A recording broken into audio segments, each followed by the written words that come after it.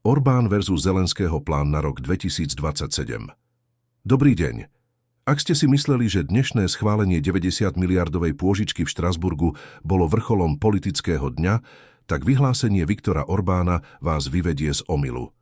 Maďarský premiér dnes na svojom Facebooku odpálil diplomatickú atómovú bombu.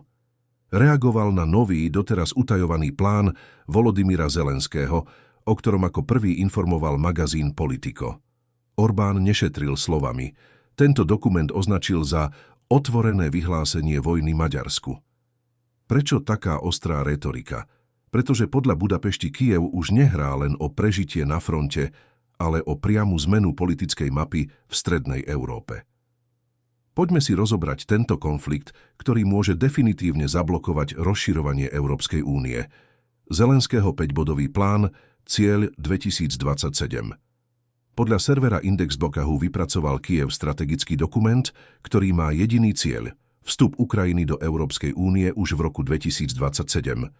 Je to ambiciózny až agresívny termín. Aby to Ukrajina stihla, navrhuje tzv. Model čiastočného členstva. V čom spočíva? Ukrajina by získala právo podieľať sa na rozhodovaní v Bruseli už počas implementácie reforiem, nie až po ich dokončení. Fakticky by tak Kyjev sedel pri stole s právom veta skôr, než by splnil všetky štandardy. A práve tu naráža kosa na kameň. Odstránenie prekážky. Útok na Budapešť? Viktor Orbán tvrdí, že v Zelenského pláne si prečítal niečo oveľa hrozivejšie, než len dátumy vstupov.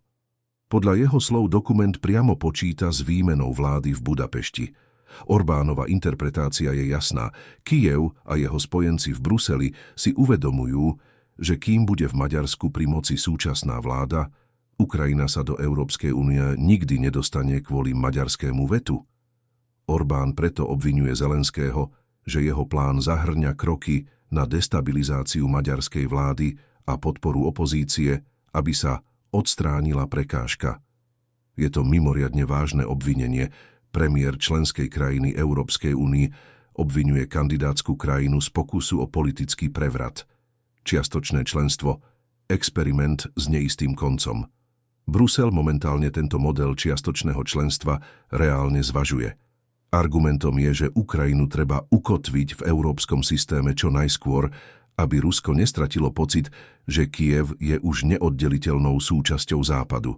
Avšak krajiny ako Maďarsko a čiastočne aj Slovensko sa pýtajú, je férové meniť pravidlá hry uprostred zápasu? Ak Ukrajina dostane výnimky a prednostné práva, čo to povie krajinám západného Balkánu, ktoré v predsieni Európskej únie čakajú 10 ročia? Orbán v tom vidí nebezpečný precedens, ktorý rozbije vnútornú štruktúru únie a urobí z nej politický nástroj vojny. Rok 2026 bod zlomu vo vzťahoch. Dnešný incident ukazuje, že vzťahy medzi Kyjevom a Budapešťou dosiahli absolútne dno. Ak si premiér susedného štátu myslí, že sa ho prezident druhej krajiny snaží zosadiť, akákoľvek konštruktívna debata končí. Slovensko sa v tomto spore ocitá v zložitej pozícii. Na jednej strane sme susedom Ukrajiny a máme záujem o jej stabilitu, na druhej strane v mnohých otázkach suverenity a veta v Európskej únii držíme líniu s Maďarskom. Orbánov útok na Zelenského plán tak nie je len lokálnym sporom, ale začiatkom veľkej bitky o to, ako bude Európska únia vyzerať po roku 2027. Výzva k diskusii, pýtam sa vás. Orbánovo vyhlásenie o vyhlásení vojny prepisuje pravidlá diplomatického správania. Rád by som poznal váš názor. Veríte Viktorovi Orbánovi, že Ukrajina sa snaží o zmenu vlády v Maďarsku? Je to reálna hrozba, alebo len Orbánov spôsob, ako si udržať voličov v atmosfére vonkajšieho ohrozenia? Napíšte mi svoje názory dolu do komentárov. Čítam si každú vašu reakciu. Je toto vyhlásenie koncom snov o rýchlom vstupe Ukrajiny do Európskej únie, alebo len ďalšie kolo v zápase o novú podobu Európy? Ďakujem za pozornosť a teším sa na vašu diskusiu pod videom.